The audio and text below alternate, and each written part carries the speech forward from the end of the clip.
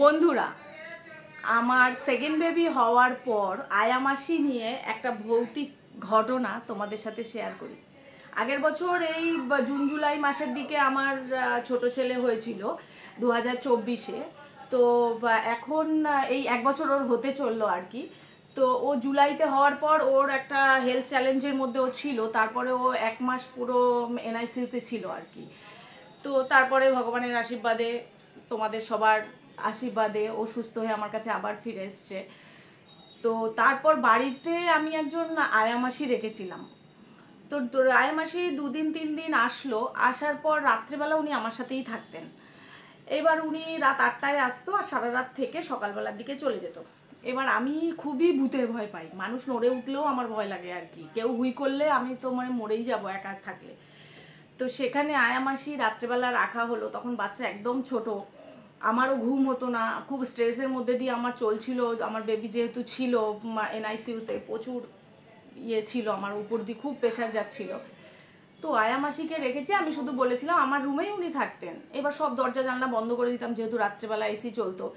পুরো আয়া মাসি রাত্রেবেলা ছিল, আমি ওনাকে বলেছিলাম তুমি একটু রেস্ট করো, আমি জেগে আছি, বা আমি উঠলে তুমি একটু উঠো আর কি, এরকম। আর বিশেষ করে আমি যখন ওয়াশরুমে যাব তুমি কিন্তু কমসে কম এখান থেকে রুমের মধ্যেই ওয়াশরুম আর কি, বাড়ির মধ্যে ঘরের মধ্যেই আর কি, তো তুমি কিন্তু একটুখানি উঠো আর কি।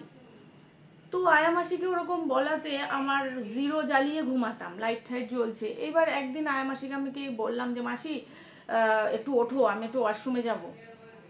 বলছে কি যে কেন এসছিস, কেন বলছিস? তারপরে আমি বললাম মাসি আমি তোমাকে ডাকছি, তো আমি ওয়াশরুমে যাব। বলছে যে ও আচ্ছা হ্যাঁ চলো, ও মা চলো, মাই বলতো, হ্যাঁ মাই বলতো, হ্যাঁ মা চলো। তো একদিন গেল, আমি বললাম উনি ঘুমের ঘরে আছে হয়তো ওই জন্য বলেছে বা কিছু। পরের দিন আমি আর ডাকিনি, পরের দিন আমি যাইও নি, আমার ঘুমটা হালকা করেই আমি ফোনই টিপছিলাম আর কি।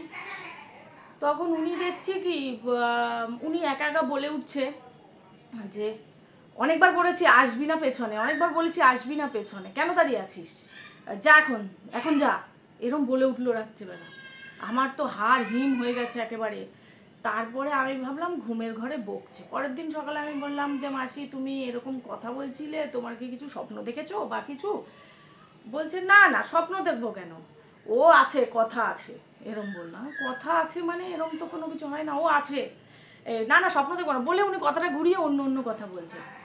পরের দিন আমি আবার ওনাকে ওয়াশরুমে যাওয়ার জন্য ওই রকম যে মাসি আজকে একটু জেগে থেকো, ও তো আমার কিন্তু ইয়ে করতে হবে, মানে আমি যদি কোনো অসুবিধা হয় রাত্রেবেলা তুমি কিন্তু একটু হুঁশে থেকো আর কি। আর উনি ঘুমাতো কি মাথার মধ্যে ওনার আঁচল মুড়ি দিয়ে ঘুমাতো, মাথার মধ্যে এক সাইড কাত হয়ে।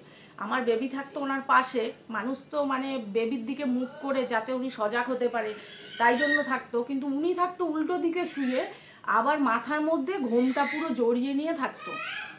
তো এবার আমি ডাকছি, উনি সে একদিন বলে কি আবার ওইরকম, একদিন বলছে কি আবার এই সেম কথা পরের দিনও বলছে, দাঁড়িয়ে আছিস কেন, যা ওরকম। তা আমি আমার হাজব্যান্ডকে বললাম, আমার হাজব্যান্ড বলে হুস, ও তো কিচ্ছুই বিশ্বাস করে না, ও বলে কি না না ওরম না, তোমার একটা মনের ভুল আর কি, এরকম কিছু। বললাম আমার মনের ভুল হতে পারে তাহলে। পরের দিন আমি আবার ডেকেছি, ওরকম 2-3 দিন আমি ফলো করতে করতে ডাকলাম যে মাসি তুমি এখন আজকে ওয়াশরুমে যাবো ওরকম রাত্রেবেলা, ওঠো। তখন বলছে যা না, যা দেখ কি হয়, যা না দেখ কি হয়। এইবার আমি আবার ওই শুনে আমি বললাম যা না, তখন আমার ছেলে আবার যেই কেঁদে উঠেছে, উনি মনে হচ্ছে কি একটা ঘোরের মধ্যে দিয়ে উঠলো আর কি, ছেলে যেই কেঁদে উঠেছে। এবার আমি শুনেছি অনেকের ভর হয়, ভর ধরে, ঠাকুর আসে না ভূত আসে, আমার এরকম কিছু মানে জানা নেই যে উনি রাত্রে এই কথাগুলো কেন বলতো। পরপর 3-4 দিন দেখার পরে আমি ওনাকে নমস্কার জানিয়েছি, বললাম পরের দিন যখন উনি বাড়ি যাওয়ার পরেই আমি ফোন করেছি, মাসি আমার বাবা এসে আমাকে নিয়ে গেছে, তোমার আর এখন আসতে হবে না, আমি 6 মাস থাকবো ওখানে, ছেলে বড় হবে, তারপর আসলে তোমাকে আমি কন্ট্যাক্ট করব। তারপর থেকে উনি অনেকবার আমাকে কন্ট্যাক্ট করার চেষ্টা করেছে, তো আমি বলেছি আমি বাপের বাড়ি দিয়ে ফিরিনি। এবার বন্ধুরা তোমরাই বলো যে এটা কি ওনার মাথার ডিস্টার্ব না কি, উনি সবসময় এরকম কেন বলতো আমি জানি না, ওনার কি কোনো সমস্যা বা উনি কেন এরকম করতো। আর আমাকে বলছে যা ওখানে দেখবি দাঁড়িয়ে আছে, এরকম বলছে। এটা কি কেউ মানসিক সমস্যায় এতটা ঠিকঠাক কথা বলে? না ওনাকে রাত্রেবেলা ভর ধরে আমি কিছু জানি না। তোমাদের যদি কিছু জানা থাকে তোমরা অবশ্যই আমায় জানিও। আর যদি আমার এই গল্পটা ভালো লাগে তোমাদের, তাহলে একটু কমেন্ট করো, লাইক করো। আমার মতো তোমাদের কারো সাথে যদি এইরকম কোনো ঘটনা হয়, কেউ ভুল বকা বা ঘুমের ঘরে বকা, ঘুমের ঘরে হাঁটা লোকও আছে, এরকম হেঁটে বেড়ায় ঘুমের ঘরে, আমার সাথে শেয়ার করো। আর আমার এই স্টোরিটা কেমন লাগলো আমাকে জানিও, তাহলে আরও কিছু ছোট ছোট এরকম ঘটনা তোমাদের সাথে শেয়ার করতে পারবো। পাশে থেকো, সাপোর্ট করো, তাহলে আমি আরও এগোতে পারবো। দেখার জন্য পুরো ভিডিওটা অনেক ধন্যবাদ।